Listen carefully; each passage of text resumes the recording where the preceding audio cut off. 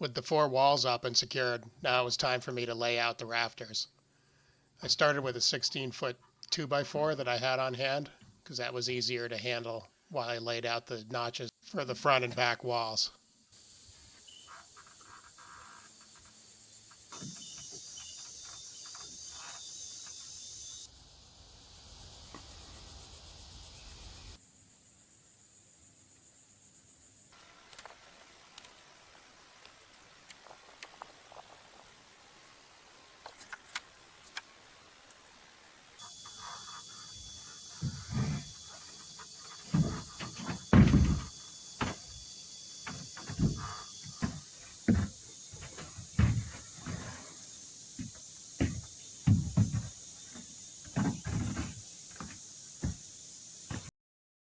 I made the cuts according to my layout marks, and now I could test fit the new rafter template and make sure it fit well.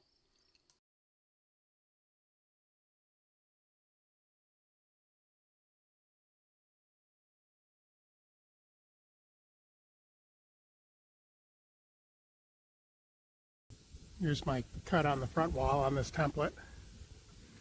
Just using a 2x4 to get the shape right and the cutouts right.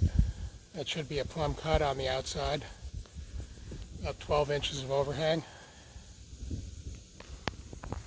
So that's the front side. And this is the back side template. Again, plumb cut on the end of the rafter, notch to fit over the top plate. Same as the other side. The goal is to have the overhangs be equal on each side, about 12 inches, or whatever the max I can get out of a 16-footer is. This is just a template. The real rafters are going to be 2x8.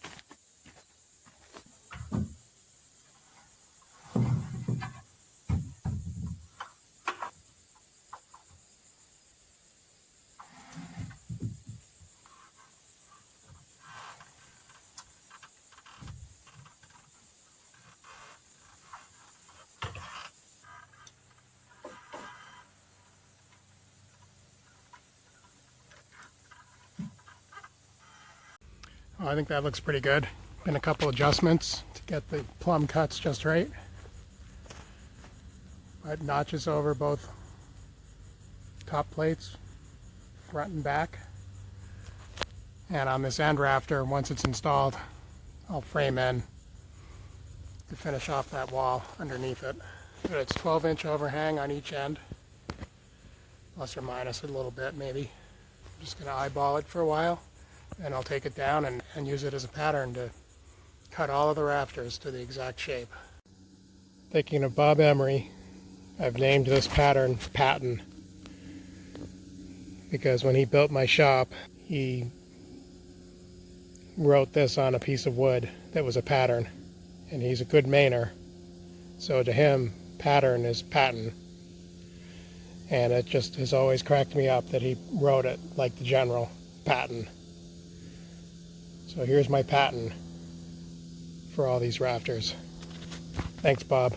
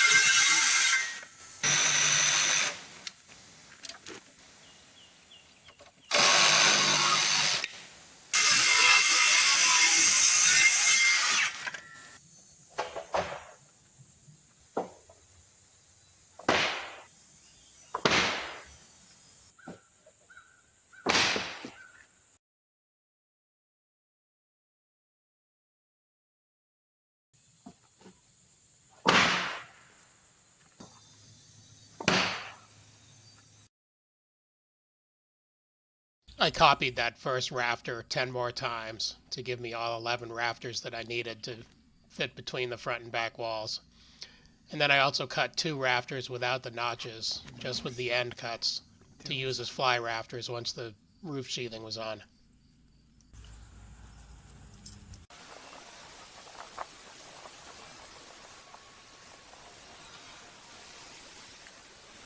I laid out for rafters 24 inches on center on both the front and back walls.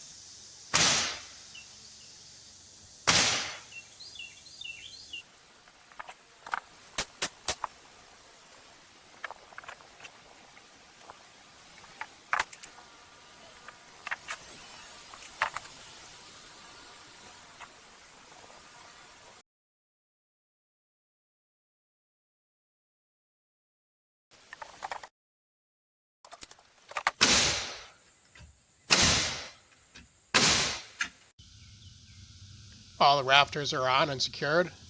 Now it's time to get ready for sheathing.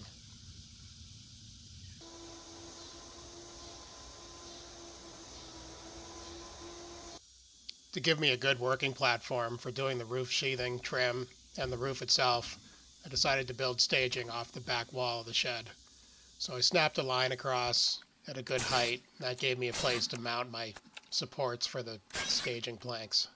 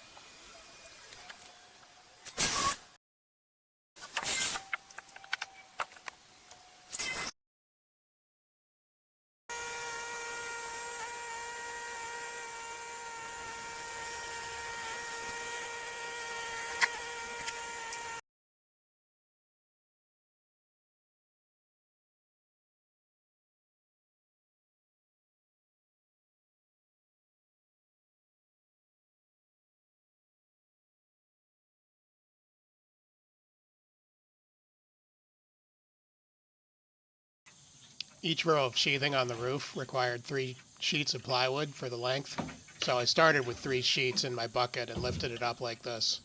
But I found it was really hard for me to lift it out of the bucket and up over the tops of the other 2 sheets before I could get it on the roof. It was tough getting it to a balance point to make it easier, and frankly, this was just way too much work for me.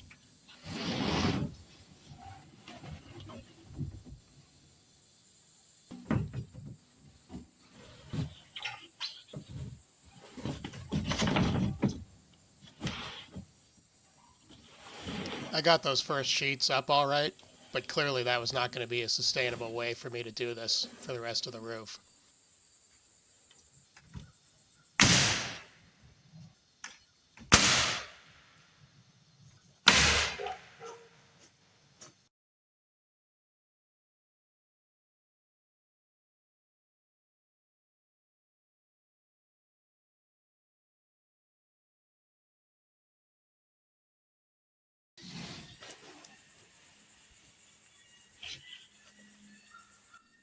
It meant more trips up and down the ladder, but I decided to just use 1 sheet at a time. Get that in the bucket and lift it up, and then I could hoist 1 sheet at a time without having to haul the sheet over the top of all the other sheets to get it up on the roof. This worked way better, and though it took a little longer, it was a lot easier on me.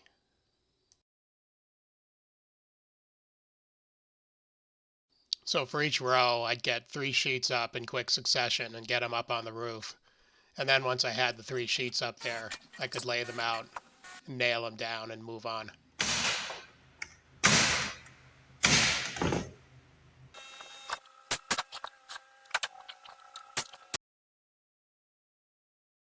I was really glad when the sheathing was done.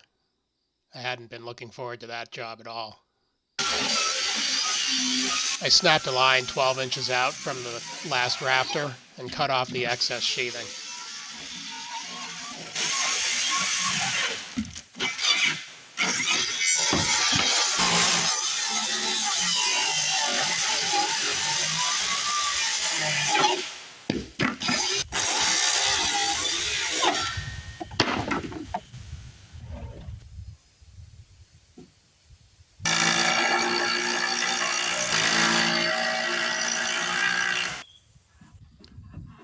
For the fly rafters, I started with a couple of temporary supports, one on each side, so that I could get the board up there and close to the roof by myself. Then once I got it up there, I clamped it up against the sheathing and screwed it in place through the top.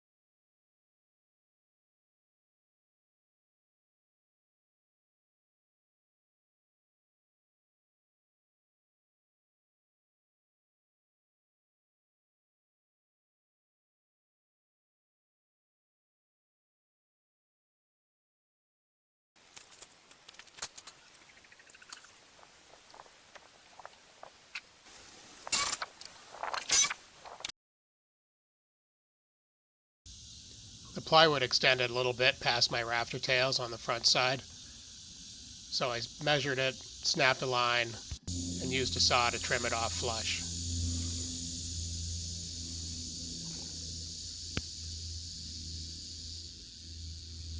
So the roof trim and drip edge are all on. I didn't film any of it. Just didn't feel like it. Didn't have it in me. It's boring anyway. It's 1x10 pine on all four sides, and a standard white metal drip edge all the way around.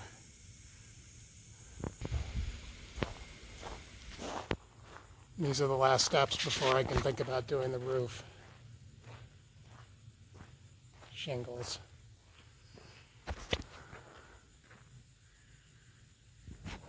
There's the trim, looks pretty good. It needs to be nailed. I used a finish nailer, an air finish nailer to install it. I didn't have box nails at the time. I do now, and I'm going to hand nail it with those, but the finish nailer got it up there at least. I just don't trust those nails to hold it long term.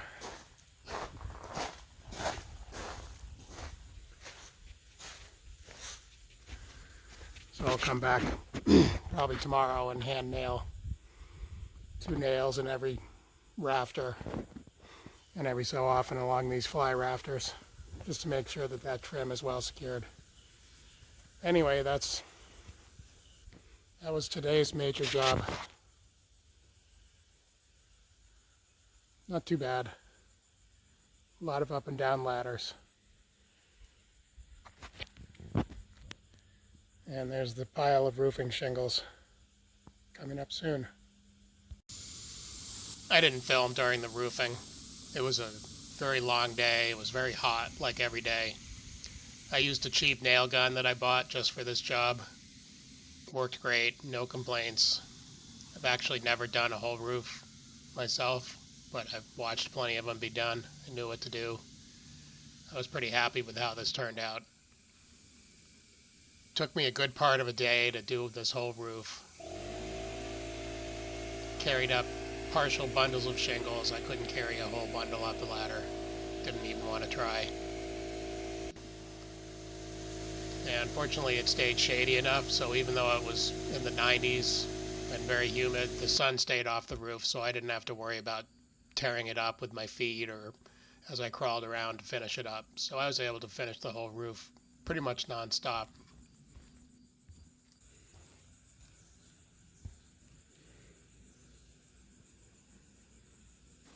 I wasn't really sure what to do at the top edge of a shed roof like this, so I just nailed it at the edge, and later I came up with some roofing cement and covered those nail heads. We'll see how that goes.